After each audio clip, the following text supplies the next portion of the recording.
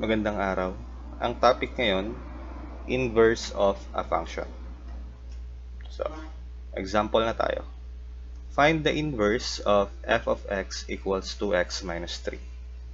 So, copy ko muna. Ang first step natin, palitan mo yung f of x ng y.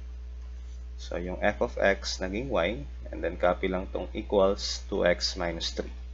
Next step, palitan mo yung x ng y and palitan mo yung y ng x. Kaya itong y dito, magiging x.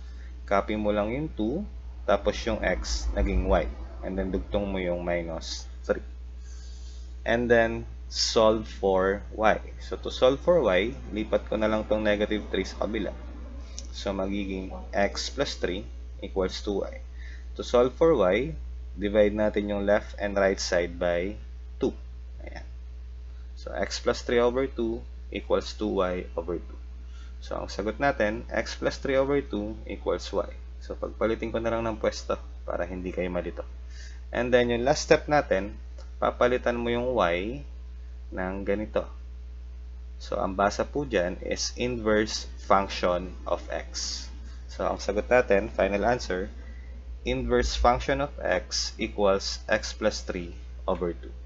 Next, find the inverse of f of x equals 5 plus 3x over 2. So, dito, pinalitan ko na yung f of x ng y. And then, copy ko lang yung 5 plus 3x over 2. Next step, yung y naging x, tapos yung x naging y. And then, solve for y. So, to solve for y dito, gamit tayo ng cross multiplication. Kaya 2 times x, we have 2x. May iiwan sa right side yung 5 plus 3y. And then, solve for y tayo.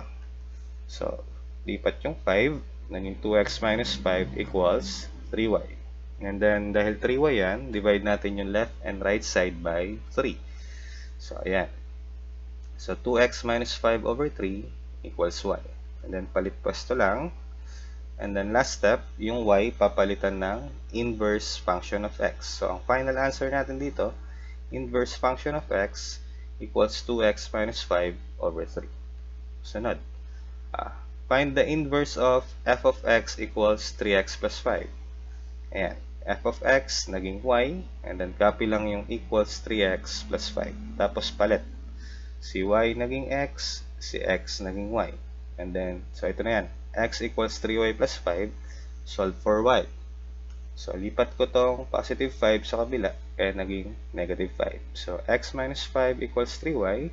So, to solve for y, left and right side, divide natin ng 3. So, ayan. X minus 5 over 3, yung 3y over 3, naging y na lang. Pagpalitin ko na lang ng pwesto, para hindi malito. So, last step, yung y naging inverse function of x equals x minus 5 over 3. Next po. Find the inverse of f of x equals x minus 2 over 3. Ayan. Pinalitan ko yung f of x ng y. Copy lang yung x minus 2 over 3. Sunod. Papalitan to ng x. Ito palitan ng y. So dito, gagamit ulit tayo ng cross multiplication. So, 3 times x, we have 3x. Naiwan sa right side yung y minus 2. So, lipat ko na lang yung negative 2 sa left side para maiwan yung y. So, magiging 3x plus 2. So, negative 2 nung nilipat. So, naging 3x plus 2 equals y. So, pagpalit pwesto na lang ulit. Y equals 3x plus 2. And then, yung last step natin, papalitan yung y ng ganito. So, ang final answer, inverse function of x equals 3x plus 2. Next, find the inverse of f of x equals 4x plus 12. So, ayan. F of x, palit ng y. Copy lang yung 4x plus 12. Yung y naging x, yung x naging y. So, ganun kasimple. And then, solve for y. So, nilipat ko itong positive 12 sa kabila. Kaya naging negative 12. X minus 12 equals 4y. So, dahil 4y yan, divide natin yung left and right side by 4. Ayan. So, naging x minus 12 over 4. Ayun siya. Tapos yung 4y over 4, naging y na lang yan. So, palit lang ulit ng pwesto. y equals x minus 12 over 4. And then final answer, inverse function of x equals x minus 12 over 4. Okay, next. Find the inverse of f of x equals x minus 2 over 3. So, ayan. Yung f of x naging y ulit. Copy yung x minus 2 over 3. And then yung y naging x. Yung x naging y. So, dito cross multiplication ulit tayo. So, 3 times x, we have 3x. Naiwan yung y minus 2. So, dahil ang goal natin is to solve for y, lipat ko na lang itong negative 2 sa kabila. So, magiging 3x plus 2 equals y. So, palit pwesto lang ulit. Y equals 3x plus 2. Final answer, inverse function of x equals 3x plus 2. Sunod, dito. Find the inverse of f of x equals 1/3 x minus 3. So, ito muna ang ginawa ko. So, copy lang yung f of x. Ginanto ko muna siya para mas madali natin may solve. Yung 1/3 x is the same as x over 3. Bakit? Kasi 1 times x is x. So, ayun siya. Tapos, copy mo lang yung over 3. Tapos, minus 3. Pareho lang po yan. First step natin, palitan yung f of x ng y. So, y equals x over 3 minus 3. And then, yung y magiging x, yung x magiging y. So, ito na siya. So, ang goal natin is to solve for y. Lipat ko muna itong negative 3. So, pag nilipat, naging x plus 3 equals y over 3. So, kung mapapansin nyo, nakalagay dito over 3. Kailangan maiwan lang yung y. Kapag ganyan, i-cross multiply nyo na lang yan.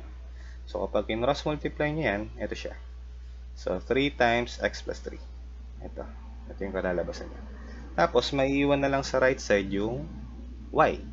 So, 3 times x, 3x, 3 times 3, we have 9, and then equals y. So, palit pwesto, y equals 3x plus 9, and then final answer, inverse function of x equals 3x plus 9. Last tayo. Find the inverse of f of x equals 2 minus 1 over 2x. So, copy ko lang ulit. Yun yung 2. Kung mapapansin nyo, yung 1/2 x, ginawa ko na naman ganito. X over 2. Pareho lang po yan. 1/2 x is the same as x over 2. First step, palitan yung f of x ng y. Equals 2 minus x over 2. Then, yung y magiging x. Then, equals 2 minus yung x naging y. Ayan po. Kung mapapansin nyo dito, nilipat ko itong negative y over 2 sa left side. Naging siyang positive y over 2. Ayan na. Negative y over 2, lipat doon. Naging positive y over 2. Tapos, itong x dito, nilipat ko sa kabila. Kaya naging negative x. Okay? Sunod. Ang kailangan ko, y na lang.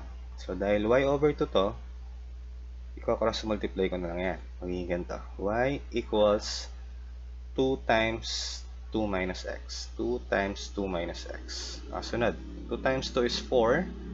2 times negative x is negative 2x. Ayan. So, etong y equals 4 minus 2x is the same as y equals negative 2x plus 4. So, pareho lang po yan. Then, yung final answer natin, yan, papalitan mo yung y ng inverse function of x. So, final answer, inverse function of x equals negative 2x plus 4. Okay po.